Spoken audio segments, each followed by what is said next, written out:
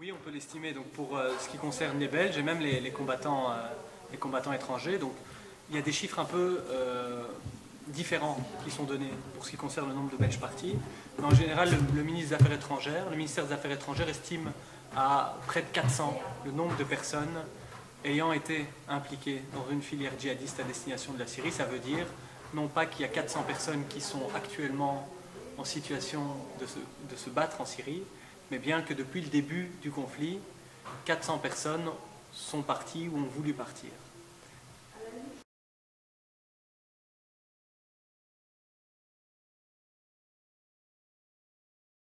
À l'heure actuelle, en fait, on ne dispose pas de données en fait, sur les personnes qui sont parties combattre. Alors, on peut esquisser des profils types, c'est d'ailleurs ce qu'on a fait dans notre étude, mais c'est une typologie très théorique en fait. Et donc nous, on pense qu'il est non seulement possible de le faire, mais très nécessaire, puisque des rencontres qu'on a pu faire, on se rend compte qu'on est face à des profils en fait, tout à fait différents, entre les jeunes un peu rebelles qui partent presque sur un coup de tête et qui, une fois arrivés là-bas, sont tout à fait traumatisés et éprouvent le besoin de revenir et qui n'osent pas parce qu'ils ont peur de finir en prison, et ceux, à l'inverse, qui sont tout à fait déterminés, qui partent en connaissance de cause et dont finalement l'expérience de la guerre les renforce dans leurs convictions. On est face à des profils tout à fait différents qui appellent en fait des politiques et des réactions tout à fait différentes. Et si on est aveugle à ces différences-là, on risque de mettre en place des mauvaises politiques.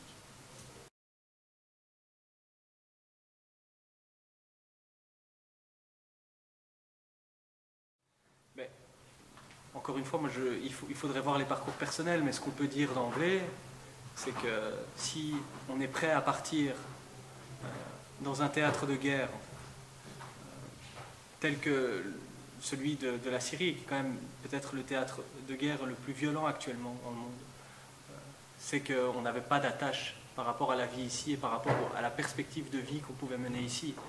Donc il y a à tout le moins dans une bonne partie d'entre eux un désenchantement par rapport à la vie qu'ils menaient ici et aux perspectives qui se présentaient à eux. Donc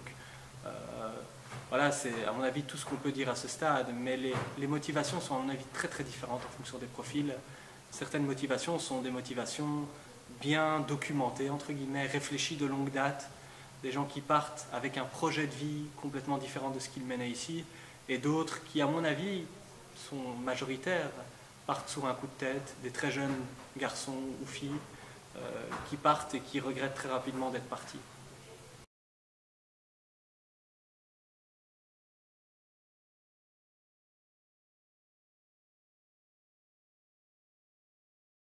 Et donc de manière un peu générale, il faut essayer de regarder le phénomène dans les yeux et dans toute sa complexité, quoi. Et donc il faut se libérer un peu des réflexes dogmatiques et idéologiques sur cette question, parce que ça, d'une part, empoisonne le débat,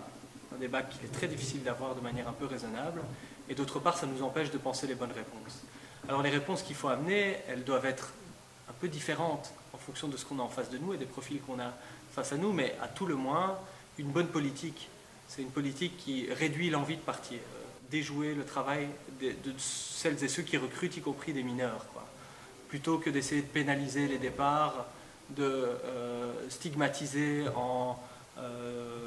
enlevant la nationalité belge, toutes des mesures qui n'ont aucun effet positif sur la problématique et qui sont en fait des purs réflexes politiciens et dogmatiques.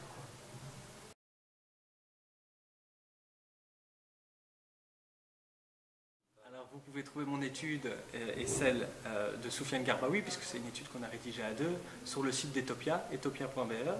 Vous tapez par exemple sur un bon moteur de recherche Etopia et qui sont ces Belges partis combattre en Syrie, et vous allez tomber sur l'étude. Il y a par ailleurs une autre analyse